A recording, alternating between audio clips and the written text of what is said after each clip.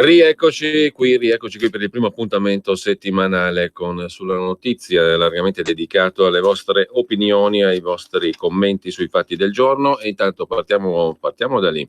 Vi siete già prenotati uno stock di mini bot? Sono anche da collezione, lo sapete, i mini bot con Tardelli, con Oriana Fallaci, erano usciti tutti con le effigie di illustri soggetti della nostra storia. Ce l'avete già in mano questi mini bot, al di là delle polemiche di cui abbiamo letto sui giornali. 02 66 20 35 29. Intanto saluto Luciana da Brescia che manda un messaggio via SMS di augurio di buona settimana. Grazie mille Luciana, anche a te. Per intervenire in diretta allo 02 66 20 35 29 per i vostri messaggi o WhatsApp, SMS o WhatsApp, anche audio.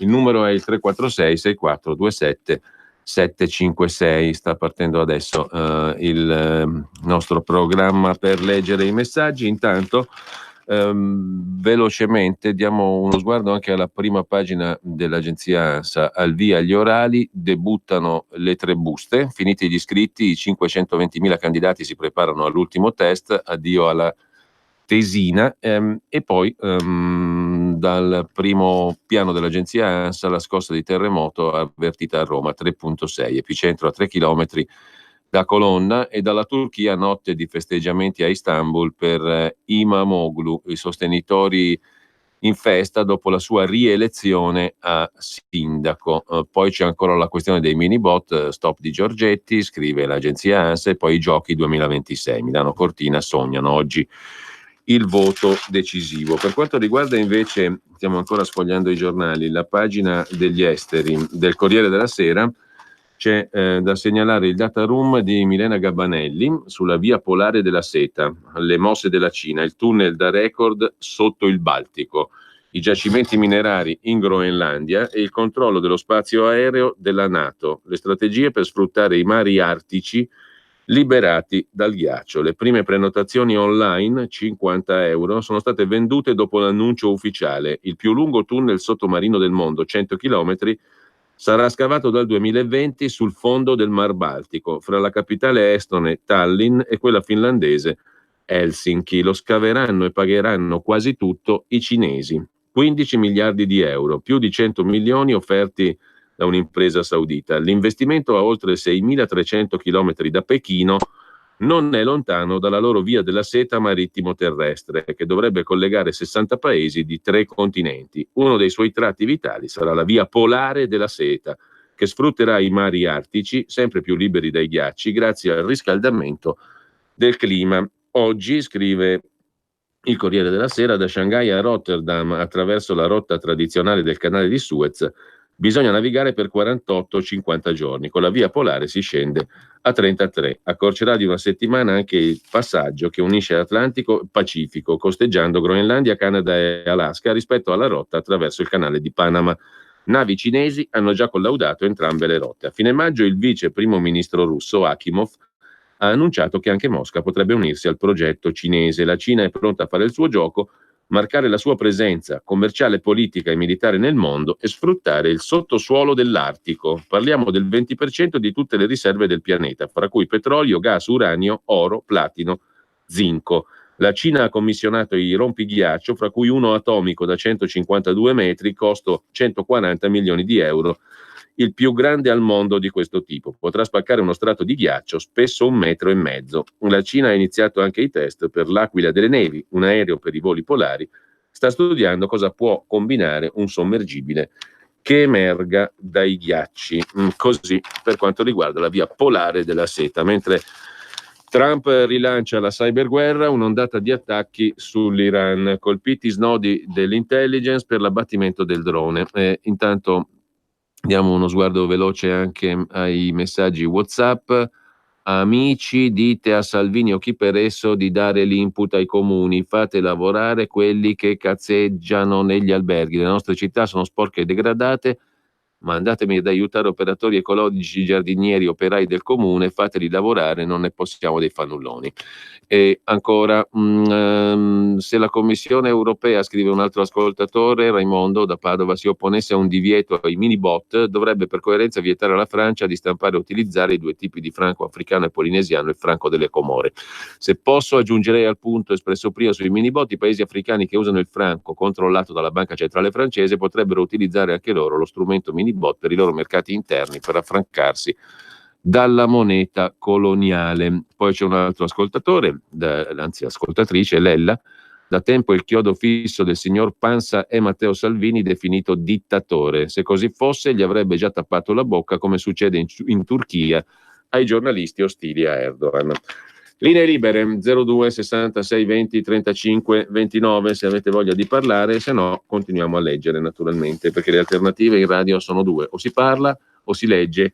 E anche a proposito di rassegna stampa c'è una foto che sembrerebbe una foto non taroccata, tutto può essere per carità, però insomma una manifestazione a Praga con una quantità di persone notevolissima. Per gli organizzatori sono scesi in piazza 250.000 persone. Praga non vedeva una manifestazione così dai tempi della rivoluzione di velluto dell'89, quando le proteste di piazza portarono alla dissoluzione del regime comunista. 30 anni dopo, in Repubblica Ceca, si è elevato un altro fortissimo grido di dissenso contro il primo ministro Andrej Babis. Ieri migliaia di persone, 250.000 dicono gli organizzatori, si sono riversate al parco Lietna per chiedere le dimissioni del premier populista accusato da settimane di frode per l'utilizzo di sussidi europei a scopi personali.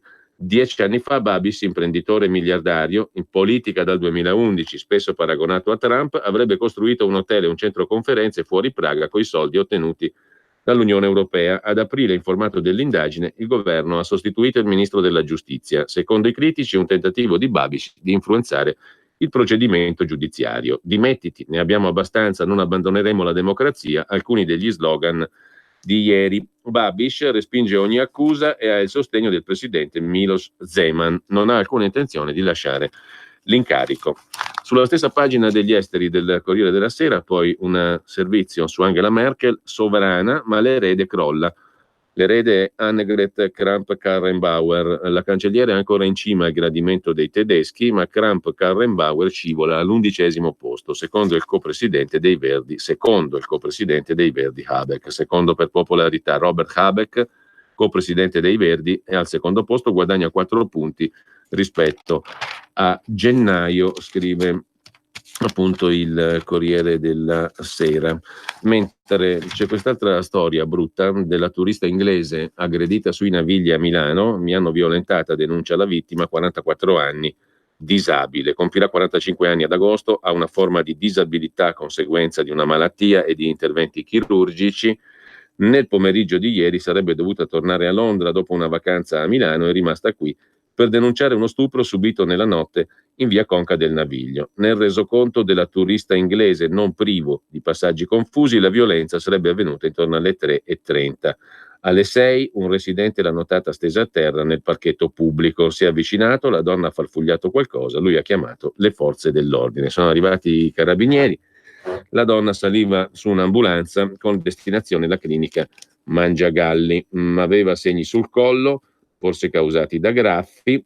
Può essere che il violentatore abbia lasciato residui che permettano l'individuazione del DNA. Si cerca un nordafricano di giovane età che in quelle ore girava nel parco insieme ad almeno 4 amici coetanei ugualmente nordafricani che avrebbero assistito, forse senza partecipare, alle violenze, anche se uno o più potrebbero aver bloccato la turista. Le telecamere di videosorveglianza del quartiere, che resta un luogo affollato, potrebbero non fornire elementi perché non puntate sui luoghi dello stupro o malfunzionanti. Si cercano testimoni, scrive il Corriere della Sera in cronaca. Intanto lasciamo il Corriere della Sera con una storia di un piccolo, 14 anni, Ivan Jarel Teodoro, 14 anni appunto, portami in Italia che ce la faccio, da un sogno alla super pagella, la richiesta alla madre, il viaggio da Manila e adesso tutti 9 e 10, già 7 in italiano. Non capiva la nostra lingua, ha imparato in classe davanti alla TV e leggendo libri gialli. Si chiama Ivan Jarrell Teodoro, 14 anni, si è trasferito a Milano dove i suoi genitori lavorano, sono di origini filippine, prima viveva a Manila con la nonna e la sorella. Dopo aver supplicato a lungo sua madre Jane e il papà Noel di portarlo in Italia, il ragazzino ha concluso la terza media qualche giorno fa con un'ottima pagella, un solo 7 in italiano. I genitori avevano timore che a Milano potesse incontrare difficoltà per via della lingua e della differenza di culture e di abitudini. Ha imparato l'italiano davanti alla TV, che però ora guarda pochissimo perché è preso dallo studio e dai libri. Gli piace molto leggere, approfondire, imparare la storia di un ragazzino che ce la sta facendo, per meglio dire, raccontata dal Corriere della Sera. Dal Corriere della Sera poi vi segnalo una iniziativa della quale parliamo ogni anno, ne parliamo anche quest'anno, è Milano Arte e Musica. Siamo alla 13ª edizione di Milano Arte e Musica, una rassegna di musica antica inventata dal maestro Maurizio Salerno, che abbiamo avuto più volte ospite con noi. La 13ª edizione di Milano Arte e Musica si apre domani con Ottavio Dantone e l'Accademia Bizantina i concerti di Vivaldi e Handel. Santa Maria della Passione in via Conservatorio, biglietti da 5 a 15 euro. Mercoledì un recital clavicembalistico con musiche di Bach, Scarlatti e Handel in San Sepolcro, a Piazza San Sepolcro, un altro luogo molto bello di Milano, ed è caratteristica di questa rassegna anche scoprire luoghi molto belli della città.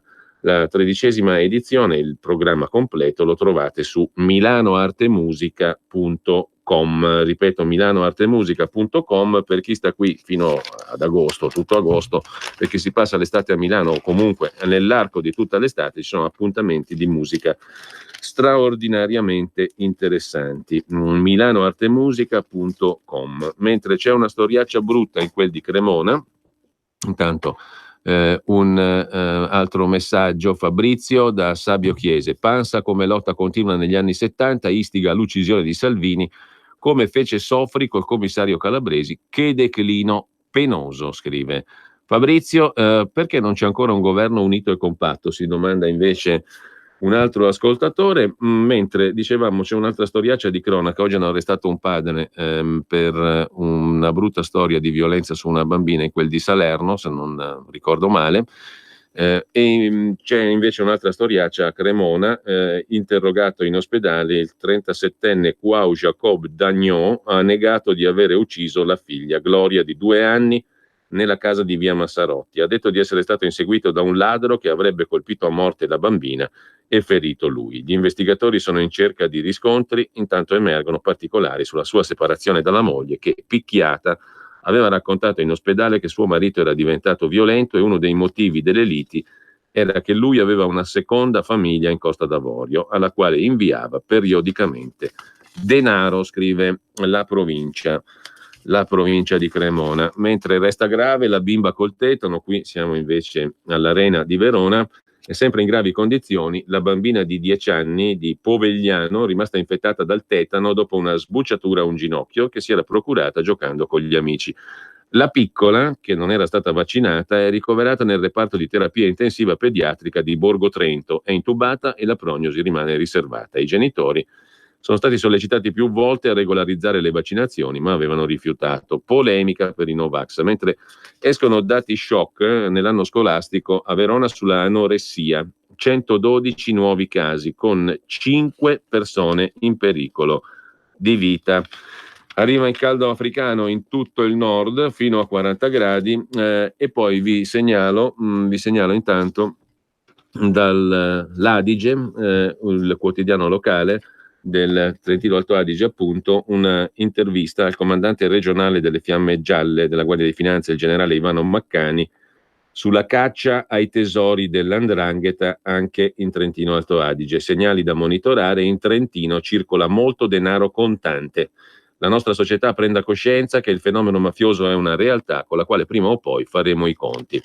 Indagini innovative, grazie a un accordo con procura e università, teniamo sotto controllo l'enorme quantità di dati. Sul lavoro nero si combatte facendo squadra, dice il generale comandante regionale delle Fiamme Gialle, generale Ivano Maccani. Intanto, volete raccontare se avete fatto l'abbonamento alla nostra RPL, alla nostra radio, dal sito radiopadania.org, il bottoncino abbonati, raccontatecelo in diretta e scaricate nel contempo anche la vostra bella app per ascoltarci, per ascoltare RPL. C'è qualcuno che si è abbonato attraverso il sito e ce lo vuole raccontare in diretta. Nel frattempo, oltre all''ndrangheta in Trentino Alto Adige, c'è un'altra indagine, un'altra inchiesta sui DURC, i documenti unici di regolarità contributiva, facili. Siamo a Catania, le anomalie che truccano le gare, la forte denuncia dei nuovi vertici di Cassa Edile sulle manine nella banca dati. Stiamo parlando di cifre abbastanza corpose, 1357 casi rilevati, centinaia di ditte, 409 regolarizzazioni manuali illegittime per 232 ditte tra il 2013 e il 2018, 693 anomalie per 224 imprese. Come ogni valanga, anche questa ha origine da una palla di neve. Nel maggio 2018 alla Cassa Edile di Catania si presenta un imprenditore, lo racconta il quotidiano La Sicilia di stamani. L'imprenditore segnala una circostanza: avrebbe ottenuto il DURC, il documento unico di regolarità contributiva, dietro presentazione di un assegno in bianco e non intestato, quindi senza aver provveduto ad alcun versamento né aver presentato un piano di rateizzazione del debito, e quindi di fronte all'ente che rilascia il prezioso passaporto indispensabile per partecipare alle gare d'appalto, il costruttore non si capacita del perché, nonostante l'assegno in bianco lasciato in direzione, aveva ricevuto una notifica di avvio di azione legale. Ha voluto il caso che, rispetto al periodo di questi fatti, i vertici etnei di Cassa Edile fossero cambiati, e così gli interlocutori Giovanni Pistorio, Fillea CGL, e Antonino Potenza, Feneal Will, allertano subito il presidente Marcello La Rosa. Dopo aver ricevuto la conferma del racconto, Cassa Edile presenta il primo esposto in procura, e non è un caso isolato. Dopo un accertamento emergono altre irregolarità e dunque i due vertici, neovertici diciamo così, della Cassa Edile presentano un altro esposto ai magistrati riguardante anomalie su altre imprese di costruzioni, dopo aver trovato negli armadi della direzione alcuni documenti. Il fenomeno dei DURC allegri viene a galla quando la Cassa Edile affida una consulenza a una società specializzata. La prassi illegittima delle regolarizzazioni manuali ai fini della regolarità contributiva per l'ottenimento del DURC ha raggiunto dimensioni impressionanti. Un passaporto di legalità o una trappola burocratica in Sicilia, truffe e paradossi, luci e ombre del DURC, sottolinea il quotidiano La Sicilia. È indispensabile per appalti e fondi pubblici. Il caso di Terna con la regione, stop per 14,2 euro di debito, i blitz della finanza all'INAIL di Palermo e all'INPS di Siracusa. È la croce delle imprese, il DURC è il documento che serve a certificare che un'impresa sia in regola col versamento dei contributi INPS, INAIL e Casse Edili. Per le aziende è il passaporto per il paradiso, un documento indispensabile per partecipare agli appalti della pubblica amministrazione per ricevere fondi pubblici. Il certificato attesta che l'impresa abbia versato regolarmente tutti i contributi dovuti ed è obbligatorio quando un'impresa vuol partecipare a un appalto o un subappalto per lavori pubblici, quando si svolgono lavori privati per cui è richiesta la concessione edilizia o la DIA, per le attestazioni SOA, per l'iscrizione all'albo dei fornitori, per concorrere a finanziamenti e sovvenzioni. Le truffe in questo caso hanno assunto una dimensione molto corposa in quel di Catania, scrive La Repubblica, mentre chiedo scusa, il quotidiano locale, La Sicilia. Ci fermiamo un attimo. Cosa aspetti? Sostieni la nostra radio. Abbonati andando sul sito radiopadania.org. Clicca abbonati e segui le istruzioni. Facile, no? Grazie da tutta la squadra. Grazie Italia. Useremo bene la vostra fiducia. Primo partito in Italia, si cambia in Europa. Grazie da tutta la squadra.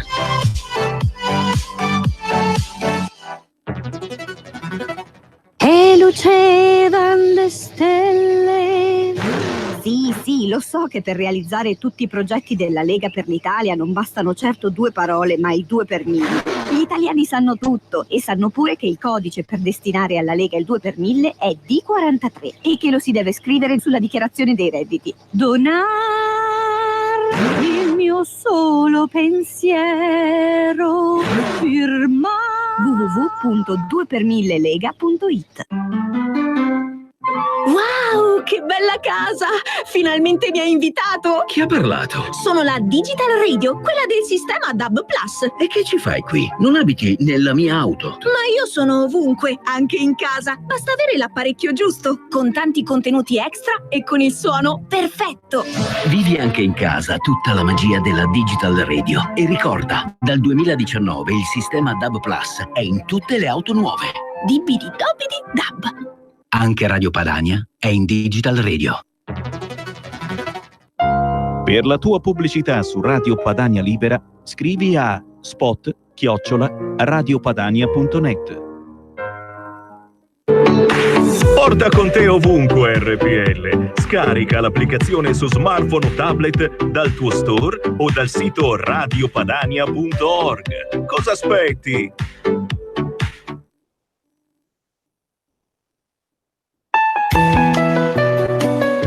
Radio Padania Libera, la tua radio.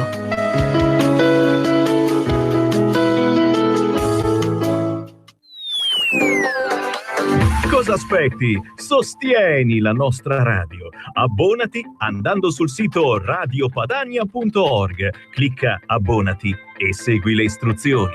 Facile, no?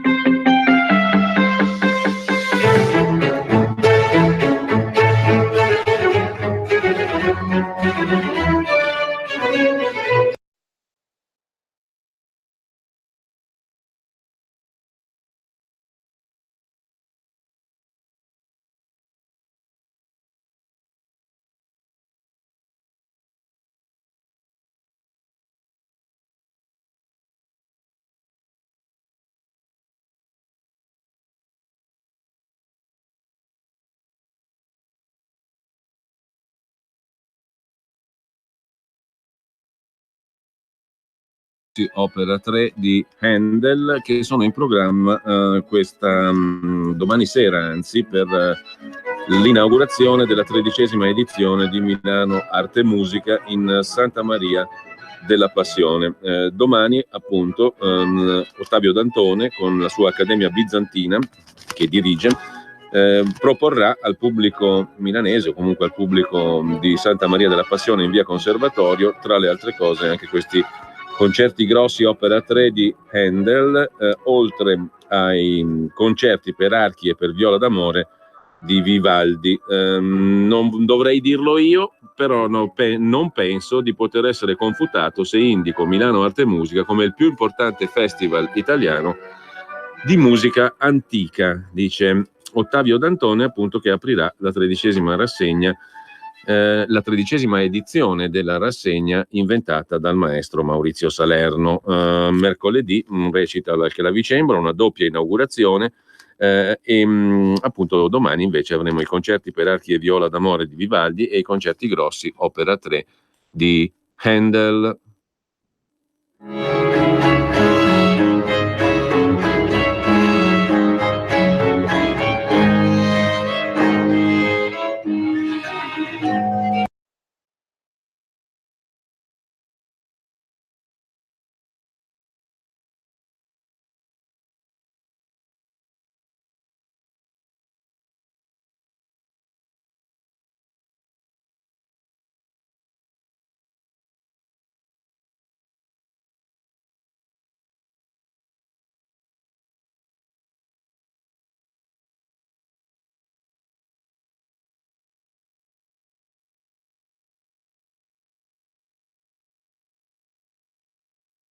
Anche questo domani sera in Santa Maria della Passione, al via Conservatorio, una bellissima chiesa, tra l'altro milanese.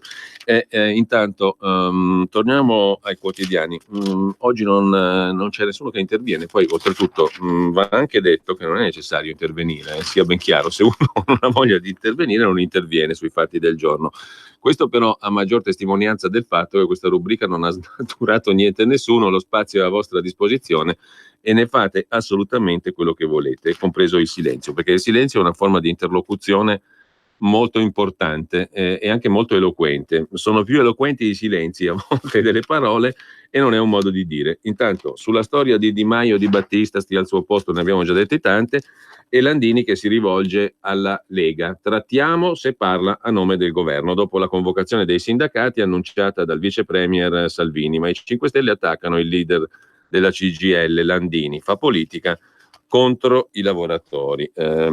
Sì a incontrare Salvini, dice Arianna Re David, che guida la FIOM, i metalmeccanici, sì a incontrare Salvini, ma con lui c'è un problema etico, niente meno. Se ci convoca come ministro dell'interno, ricordiamo che sull'immigrazione siamo al prefascismo. C'è una telefonata di un'ascoltatrice che ha appena fatto l'abbonamento, giusto? No, non posso. No, 8 euro. Nel senso che mi hanno tolto 400 euro la pensione minima, che era il famoso la 14esima, l'hanno fatta a luglio, che c'era ancora gente. Dica, signora. Allora, volevo dire appunto per i sindacati, no? A me piacerebbe sapere lo stipendio che prendono tutti quanti, e poi più nessuno si ricorda della legge Mosca, vale a dire sono andati in pensione a 15 anni di contributi già da 40 anni. Tant'è vero che ho fatto vedere un paesino con tutte persone anziane contentissime perché loro non c'era la possibilità, sono andato in pensione con la mia buona pensione, però le donne silenti che avevano pagato 15 anni di contributi sono rimaste fregate.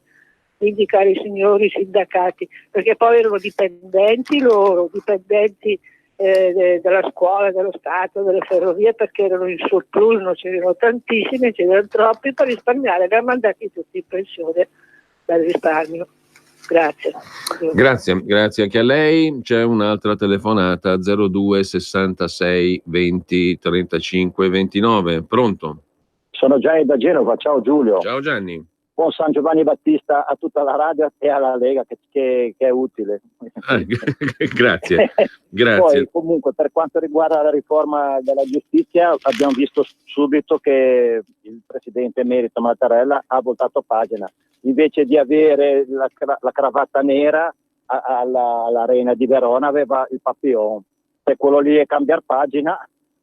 Poi per quanto riguarda invece le questioni dei minibot, la dice lunga che adesso d'improvviso vengono scoperti che sono delle schifezze, quando invece sono una cosa di primaria importanza e che aiutano la nostra economia interna, e siccome non sono moneta ma sono certificati di credito, diciamo di compensazione per i debiti già esistenti, quindi sono un dare e un avere e senza far debito, sarebbero una piccola risorsa importante per far andare avanti soprattutto anche nelle zone terremotate e soprattutto quelle della pubblica amministrazione. E quindi è una cosa utilissima, perché la Lagarde, il Fondo Monetario, Mario Draghi, tutta gente che dovrebbero, diciamo così, essere giudicati da dei tribunali, Mario Draghi, Mario Monti, compagnia cantante, e quindi di conseguenza sono tanto incazzato quando sento dire che i minibot non servono a niente, e dimostra proprio queste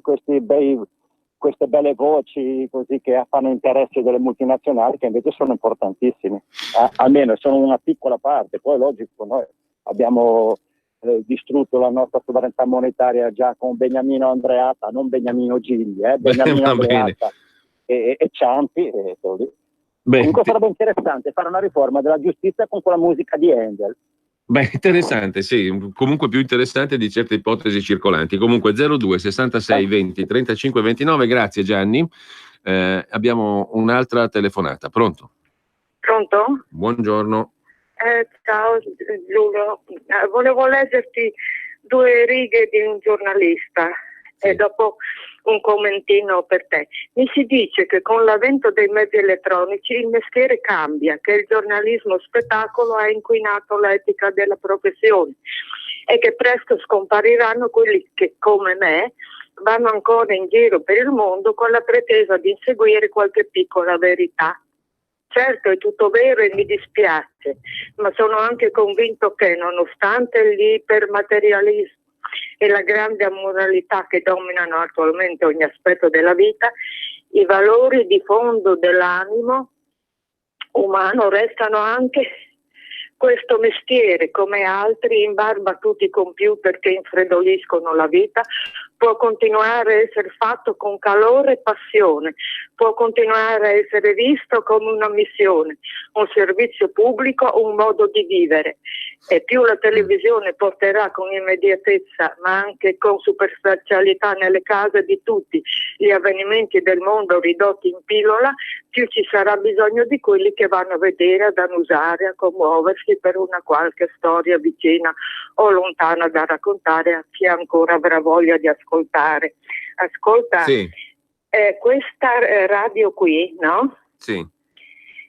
È una cooperativa. Sì. Non ha niente a che vedere con la Lega. Formalmente, giuridicamente, no.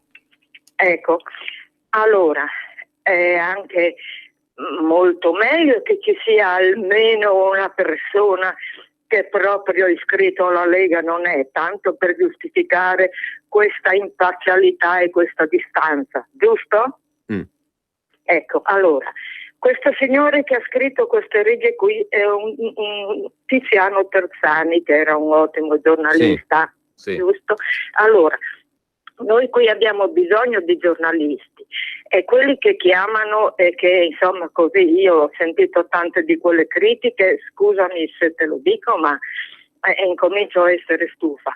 C'è qualcuno che sa la differenza fra un giornalista, un giornalaio e uno strillone? Va bene. Ciao. Ti ringrazio. Ti ringrazio, ti saluto con grande affetto, intanto perché so che questa voce è storica, perché ci sentiamo da quando praticamente è nata questa radio e tu sei intervenuta tante volte e hai anche una tua esperienza molto lunga nel mondo politico e non solo. Quindi ti ringrazio e c'è un'altra telefonata. Pronto? Buongiorno signor Cainarca. Buongiorno. Allora, visto che stamattina entra in campo di nuovo il minibot, io vorrei dire qualcosa. 4 ragioni del sì ai minibot. Allora, prima, sono su base volontaria. Secondo me sempre lo scambio avviene solo fra aziende e amministrazione pubblica, cioè lo Stato. Terzo, se accetto un pagamento in minibot dallo Stato per crediti pregressi, questi li uso per pagare le tasse future.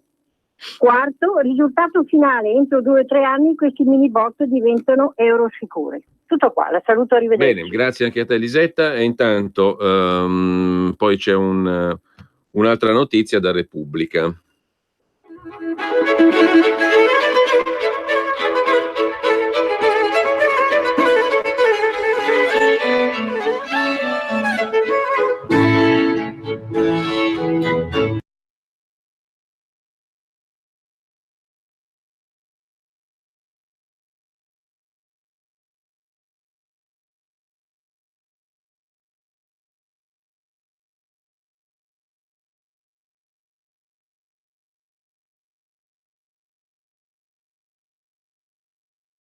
Orio 16 a Milano, la 13ª edizione di Milano Arte e Musica, che io propagando naturalmente gratis e con tutto l'amore non semplicemente per Dio ma per la musica. A volte le cose sono andate di pari passo, no? L'Amor Dei e l'amor per la musica sono andati di pari passo in moltissimi casi nel corso della storia della musica. Appunto, comunque domani sera ore 20:30 in Santa Maria della Passione potete ascoltare anche roba meravigliosa di questo tipo qua, e scusate appunto l'imperfezione lessicale, la volgarità e la sciattezza lessicale, perché questa è roba nel senso migliore del termine. Sono naturalmente, il calendario lo potete poi guardare su milanoartemusica.com, ma vengono riproposti gli autentici gioielli della nostra musica e della nostra tradizione.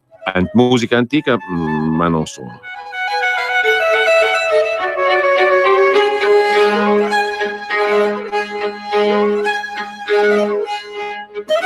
Allora, da Repubblica, il parroco che dorme sul sagrato a Lampedusa, la parrocchia di San Gerlando, da 5 notti Don Carmelo protesta in segno di solidarietà con i migranti bloccati al largo. Aspetto qui la Sea Watch, dice il parroco, e Salvini all'Olanda, quella nave è affare vostro, dice Matteo Salvini.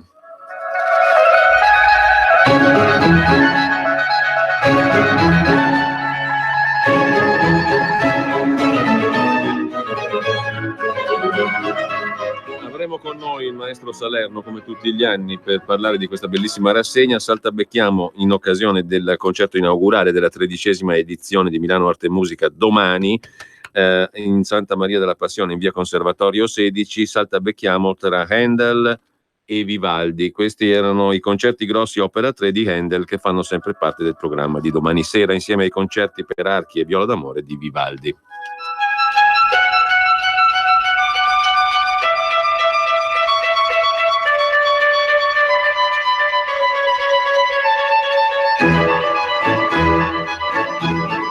Una telefonata e intanto radiopadania.org, quello è il luogo giusto per fare l'abbonamento, ma per abbonarsi alla nostra RPL, più che mai necessario. L'addebito è per un importo di 8 euro al mese, lo potete revocare in qualsiasi momento, è semplicissimo farlo. Andate sul sito radiopadania.org, 8 euro al mese, forse non è neanche un caffè al giorno, è molto meno di un caffè al giorno, è un quarto di caffè al giorno, grosso modo, e credo che valga la spesa, tutto sommato, no? Cosa ne dite? L'avete già fatto l'abbonamento? Pronto? Ciao Giulio. Buongiorno. Volevo dirti, io tra l'altro sono da Torino, mi chiamo Giorgio, sono Tessera Ruspa, ho scaricato l'app, sì. Qualcosina faccio.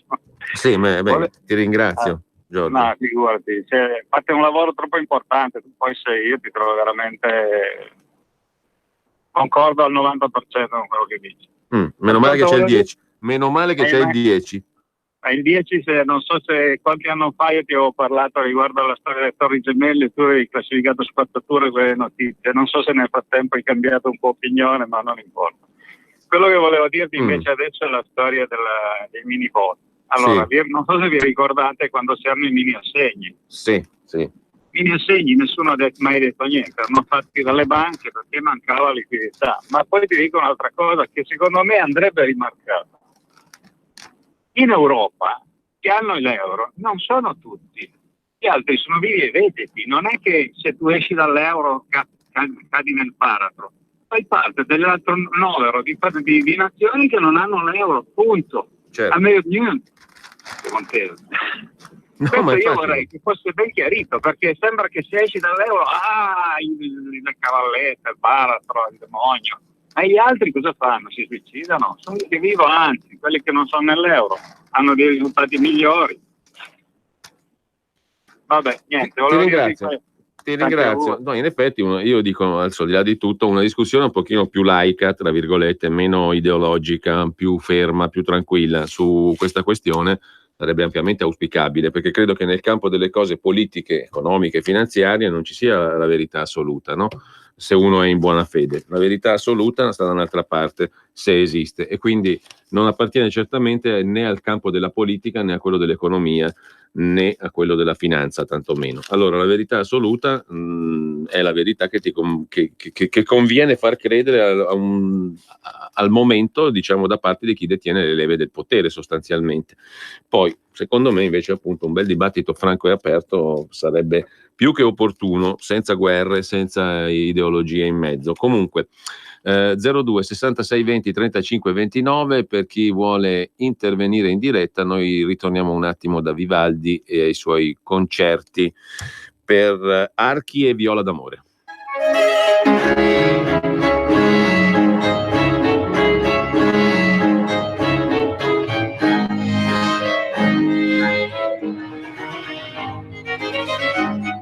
Sulla stampa di Torino la Cina si prende anche la FAO, l'agenzia per l'ONU per l'alimentazione e l'agricoltura, che detiene anche il fascicolo annoso Fame nel mondo. Comunque battuti Stati Uniti e Unione Europea, Ku Dong-jun eletto direttore dell'agenzia per la lotta alla fame. La prima volta di un paese comunista, voci anche su un sostegno dell'Italia di Roma. Saremo neutri e imparziali, dice il vice ministro cinese dell'agricoltura e biologo Ku Dong-jun, dopo essere stato eletto direttore generale della FAO, l'Agenzia delle Nazioni Unite per l'alimentazione e l'agricoltura, che detiene anche il famoso capitolo della fame nel mondo. Con 108 preferenze su 191 paesi, il 56enne cinese ha sbaragliato al primo turno gli avversari. L'analisi di Carlo Pizzati sulla stampa di oggi è la nuova strategia di Pechino L'agricoltura tecnologica serve per insediarsi nei paesi poveri. La Cina ha accelerato le riforme dopo l'inizio della guerra commerciale con l'America. Per la presa di potere all'interno dell'ONU, decisiva la collaborazione con i partner africani. 6 milioni di persone è il numero che ogni anno esce dallo stato di indigenza, secondo i dati della FAO. 3.600 è il numero dei dipendenti della FAO, l'agenzia ONU per l'agricoltura appunto e per l'alimentazione. 2.000 impiegati, 1.600 dirigenti, la metà lavora a Roma, così sulla stampa. Pronto? Sì, buongiorno dottor Cainarca. Buongiorno. Sono io. Buongiorno, prego. Era lei, perché credo che sia caduta la telefonata.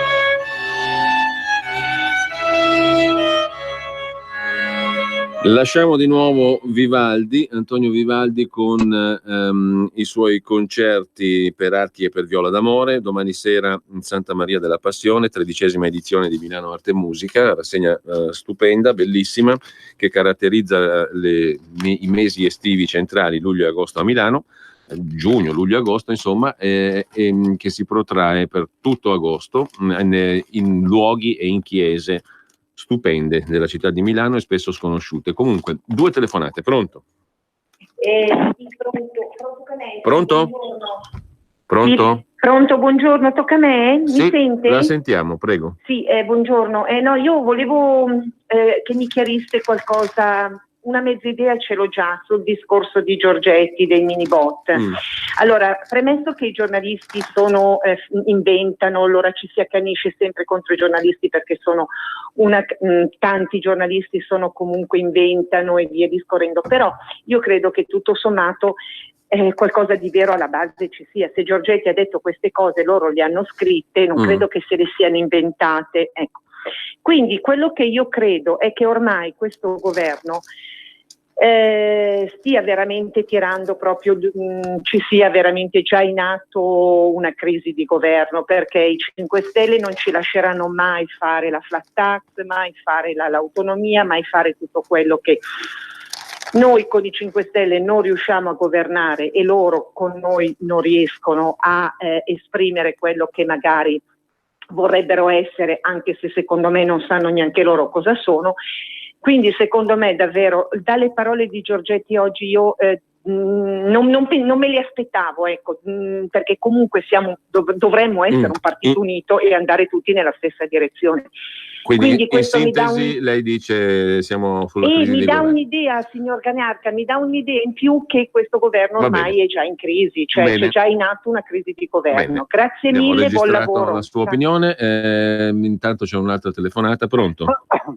Pronto? Buongiorno. Buongiorno, sono Pino, dottor Cainarca. Buongiorno Pino. Senta, per quanto riguarda i minibot, io devo essere sincero, fino a una settimana fa, 2 settimane fa, ero molto contrario. Adesso, analizzando bene la situazione e la cosa è stata spiegata anche un po' meglio, secondo me, tutto sommato sono favorevole per un semplice fatto, perché l'amministrazione pubblica ha tanti debiti con i fornitori, con le aziende, e se questo serve per risolvere questo problema principalmente, io penso che sia una cosa veramente molto molto utile. Punto. Invece per quanto riguarda stamattina però, quando dicevo bisogna spiegare bene le cose, io penso che il dottor Molinari, che lei ha contattato poco fa, che io stimo tantissimo tra l'altro, perché quando fa i dibattiti pubblici è veramente eccezionale, ha le idee chiare, molto pacato. Però dovrebbe, non per portare avanti le proprie istanze, semplificare in questo modo. A me ha dato fastidio, ma noi 15 miliardi li tiriamo su così, ma non si parla in questo modo, mi scusi, alla gente, perché o siamo tutti stupidi oppure non è così, perché 15 miliardi, parliamo di 30.000 miliardi delle vecchie, cioè, ci rendiamo, ma sì, li tiriamo su un po' di qua, un po' di là. No, io penso che sia il caso che lui e chi deve spiegare queste cose alla gente sia un po' più serio, perché lui è serio, però probabilmente per la fretta, per semplificare, si semplifica troppo. Capito. Bene. La ringrazio. Grazie a lei. Intanto dalla stampa uno studio dell'osservatorio welfare di Reale Mutua: i nonni, fonte di sostegno per il 38% degli italiani. Cresce l'incertezza per chi esce dal mondo del lavoro e comunque i nonni, gli anziani, rimangono una bella cassaforte, detto in maniera un po' volgare. Pronto, l'ultima telefonata? Pronto, buongiorno. Buongiorno, dottor Cainà. Sono Mimmo da Genova. Prego, Mimmo. Sì. Niente, sono d'accordo con quel signore di prima dell'uscita dall'euro, perché noi andavamo bene prima perché si hanno fatto tutti i nascondi. Chiederei anche i danni e il rimborso economico dai signori della banca centrale dell'euro, perché ci hanno fatto entrare, ci hanno truffato, perché hanno oltraggiato la Carta Costituzionale della sovranità, ce l'hanno congelato senza farci sapere niente. È un furto con destrezza praticamente questi signori dell'euro qui. E poi vorrei che il governo, prima di sciogliersi, dovrebbe aumentare, mettersi d'accordo Salvini per farci aumentare lo stipendio, le tariffe orarie, che prendiamo 6 euro. Vede, anche questo è un altro fatto contro l'euro, che ci hanno fatto entrare a 10.500 lire